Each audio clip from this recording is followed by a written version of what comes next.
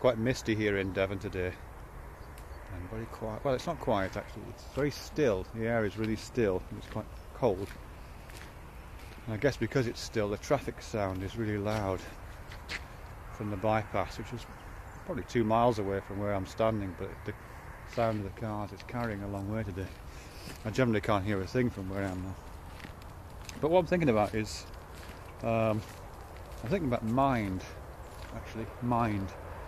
And I'm trying to just think my way into some stuff to do with dualisms and supervenience and the brain and all that kind of stuff, and consciousness.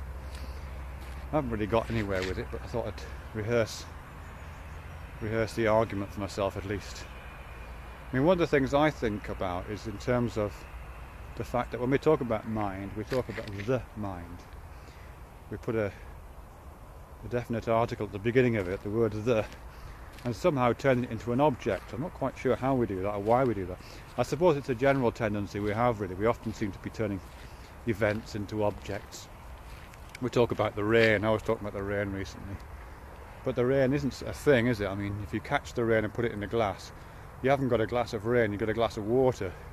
Rain is the event of raining. And something like a human being.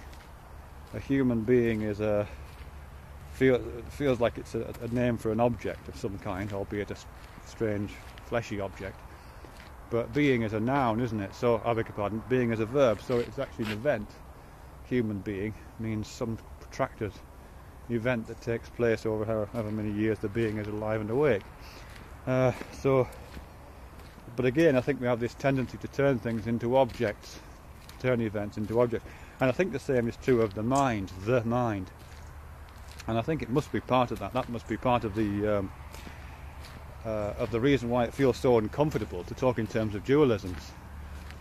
Because I think, if I think about the physical brain and I think about the mind, what seems to be happening when I do that is I have two incompatible objects trying to occupy the same space at the same time, and that feels it's just inconceivable, really.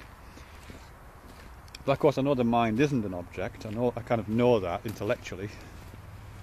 Not sure what the mind is really, but it isn't an object. But nevertheless, part of me seems to keep falling into that understanding, which is why I think we have this dualism thing. And sometimes that object is kind of gaseous and evanescent and vaporous and kind of spirit-like, and sometimes it's more liquid and fluid. And and mind in a lot of the literature appears as a kind of liquid.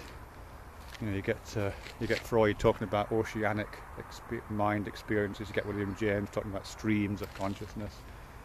You get people like Aaron Gershwitz talking about absorption, as if there's this kind of weird absorptive sponge going on. You get Susan Greenfield talking about thought ripples, as if thought is a kind of rippling of some liquid inside the brain. So you get all this.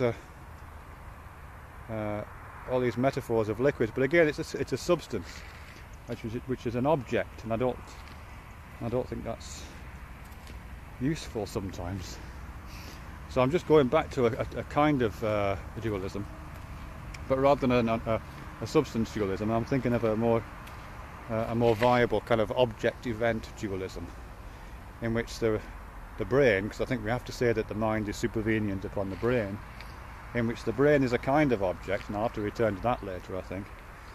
But the mind is what the brain does, which I know is not an original idea. So the mind is the event that the brain participates in, most significantly. It's what happens, what the brain does. I think this. In thinking about that, I guess I'm just thinking about where does that go? What's the outcome of that conception? And for me, it's about where you look to find out information about the brain. I beg your pardon, about the mind. Because if the mind is what the brain does, yes, you can get certain information about the mind by looking at the brain. In fact, necessary information about its construction, its creation, its limitations, those kind of things could absolutely be helped along by studying the brain. But you would have to find a way to study the mind itself if you want to study the event of the mind. And the analogy I'm thinking about right now, which is just an analogy to help me process this a bit further, is cars and car mechanics, I guess.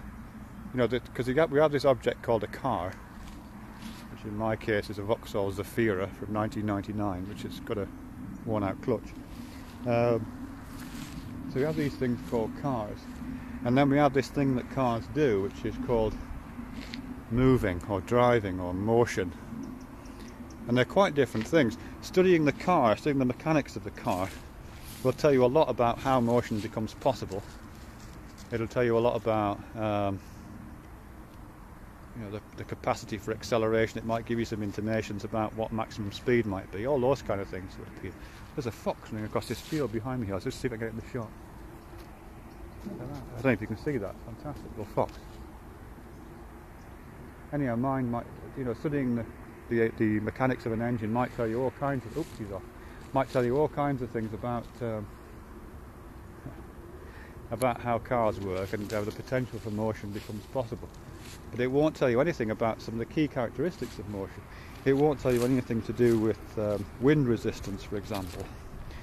Studying the mechanics of the car won't tell you anything about Doppler effect. That sound the different sounds that you experience as you go through as a moving body passes you. It won't tell you anything about the feeling of acceleration on the body. It won't tell you anything about what else? It won't tell you anything about the way that wind passes through your hair if you've got the windows open. These are features of the event of motion. They're not features of the object of the car. And so I think by analogy, studying the mind as opposed to studying the brain would probably offer a different set of parameters that would not be offered by studying the material substance of the brain.